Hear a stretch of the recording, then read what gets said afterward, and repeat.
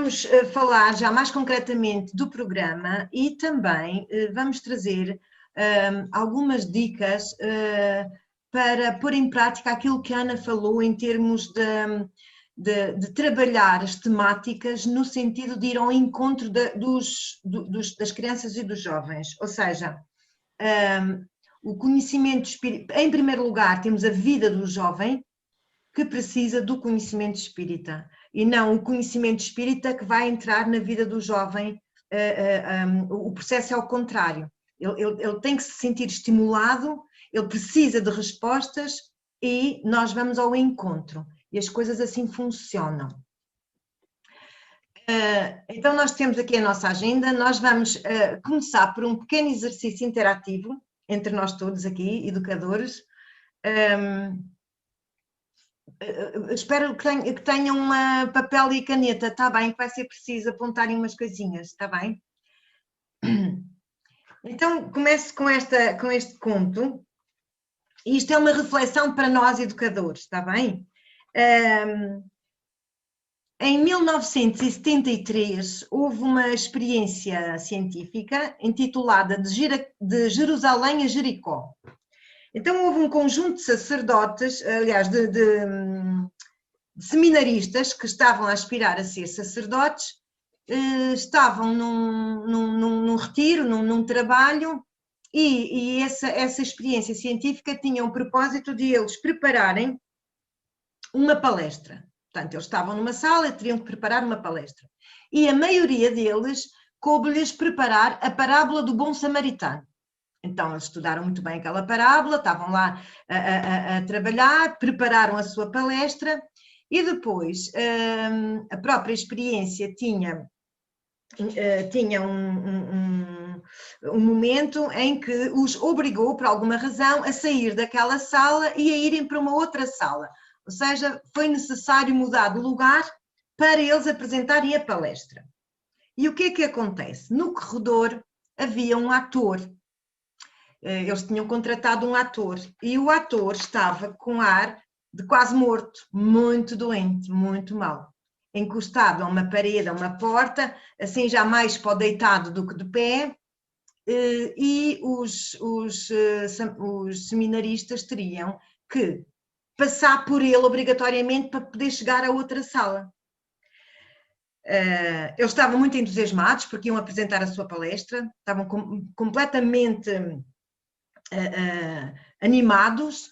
Eles saíram a correr da outra sala, entraram na outra sala, houve uns até que saltaram por cima do ator, eles não sabiam que era um ator, e entraram todos na sala e o doentinho ficou lá.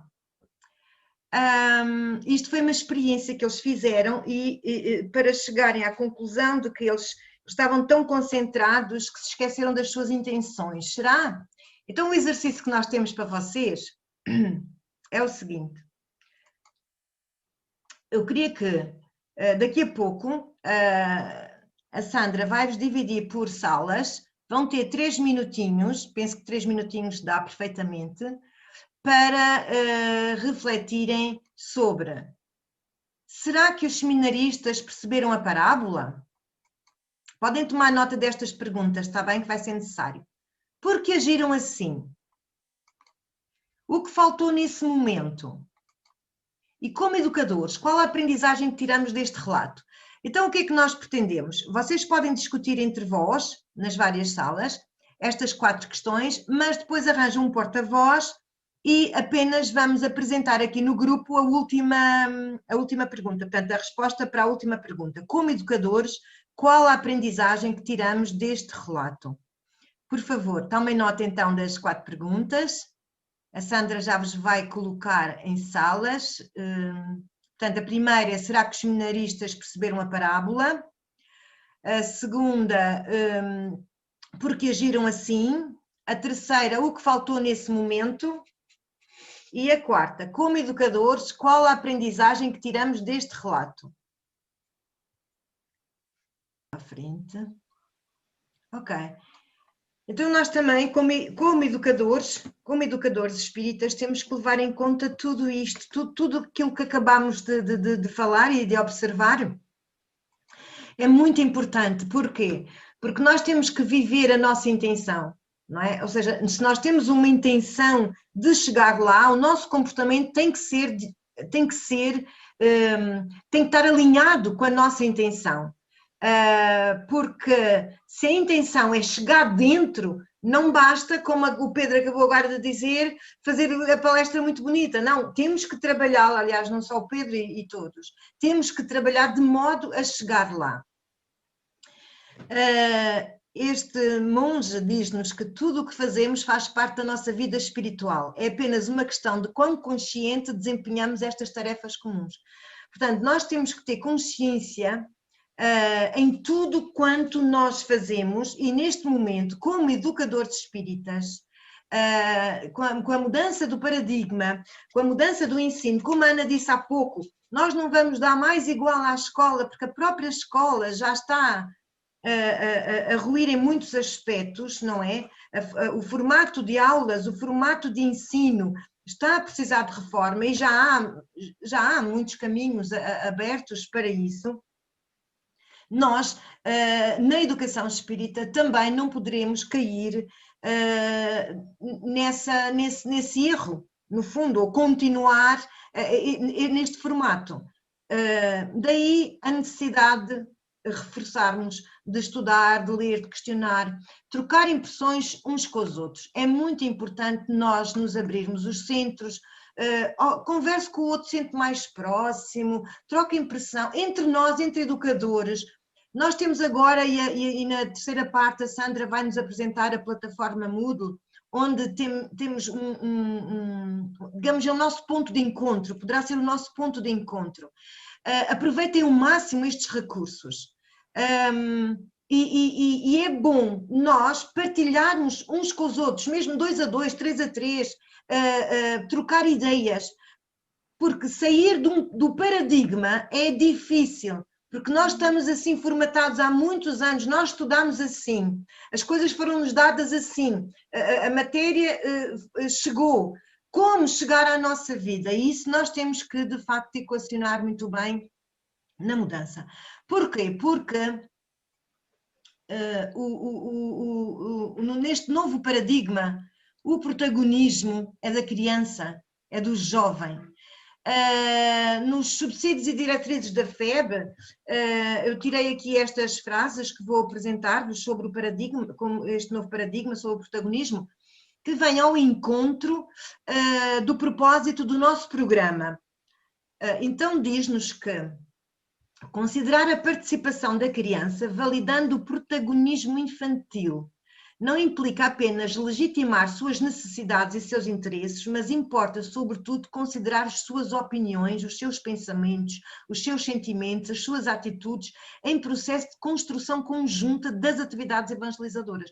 Ora, nós vamos construir com eles o próprio programa, ok? Nós temos um programa orientador, mas nós precisamos de nos organizar de modo a que possamos ser úteis àquele grupo que está à nossa frente, para que perante um ator posto no corredor eles não saltem por cima.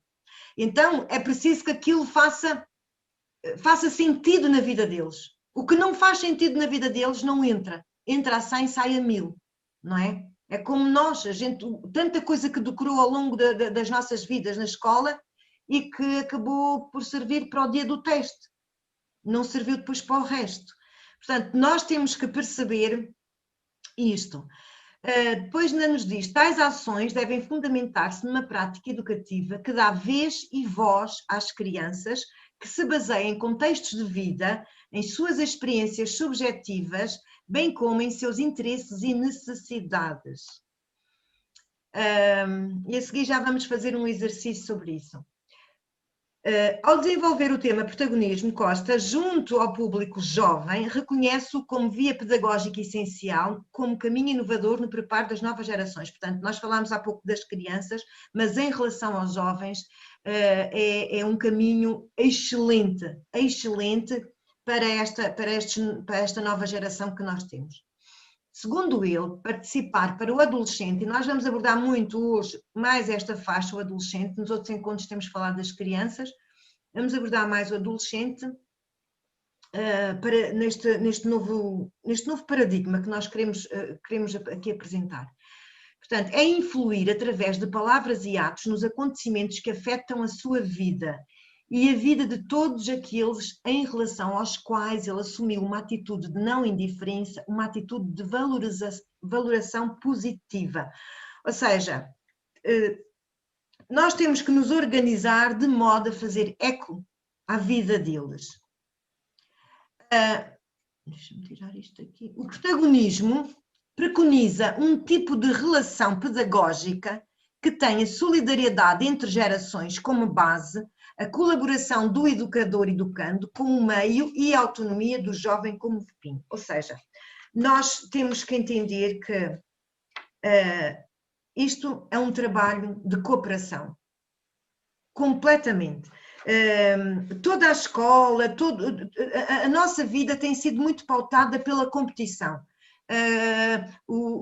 Quem consegue passar no exame entra na universidade, quem consegue isto faz isto, tem sido uma competição e nós aos poucos estamos a mudar esta nossa forma de ver. Talvez toda esta dor que está a acontecer no planeta também ajuda-nos também a pensar nisto, e nós estamos a passar para um paradigma da cooperação. Então o educador também é um aprendiz. Nós estamos lá como mediadores, temos mais maturidade, temos outros conhecimentos, mas nós estamos lá como ouvintes também, a extrair para dar. Raul Teixeira, uma vez aqui na Madeira, numa palestra, ele mostrou-nos, a palavra educar vem do latim ex ducare, o prefixo ex significa extrair. Então ele diz, o ato de educar, o que é? Nós vamos extrair deles, extrair para perceber o que é preciso pôr, o que é preciso dar, não é? Para crescer. Portanto, essa colaboração é extremamente importante. O protagonismo juvenil, embora tenha o seu eixo na educação da cidadania, sim, porque eles já passaram aquela fase infantil, eles agora estão a ser preparados para a vida, não é?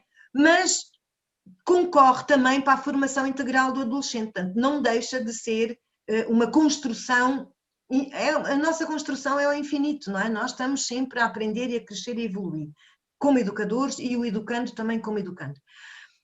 Uma vez que as práticas e vivências exercem influência construtiva sobre o jovem em toda a sua inteireza, não é? Tudo aquilo que nós apresentarmos acaba por ajudar nessa construção.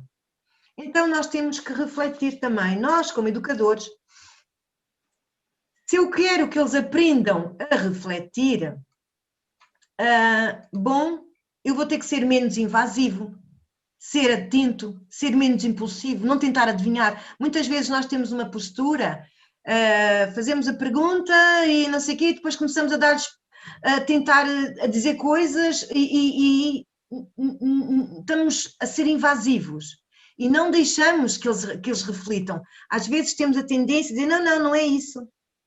Não há problema às vezes de errar, não há problema de falar as coisas, de dizer, porque nós vamos a extrair e depois arranjamos maneiras depois de dar aquilo que ele precisa de dar para corrigir o que vemos que é necessário corrigir. Se eu quero que eles participem, não é? Que não se vão embora, sobretudo os adolescentes que fiquem. Então eu tenho que ser mais ouvinte, não ser eu a responder e não dar palpites. Muitas vezes nós gostamos de dar palpites e depois eles dizem, não, mas isto para mim não faz sentido, porque o nosso palpite é nosso, não é o deles. Então nós temos que ter a pensar assim, ok, deixa-me ver o que é que ele está a fazer, o que é que ele quer dizer, eu tenho que aprender com ele. E depois corrigir o que tiver que corrigir, mas deixar as coisas acontecerem um bocadinho. Quero que eles sintam estimulados a ler e estudar. Neste momento há muita gente queixa-se, de facto, há pouca prática da leitura, uma vez que há muita tecnologia, mesmo a leitura online, há pouca prática. Então, o que é que nós temos que fazer? Porque eles precisam de ler. Ler é muito bom para o crescimento, não é? Precisam de ler, estudar, ou seja, interiorizar. Então, nós teremos que ser o quê? Um mar de ofertas.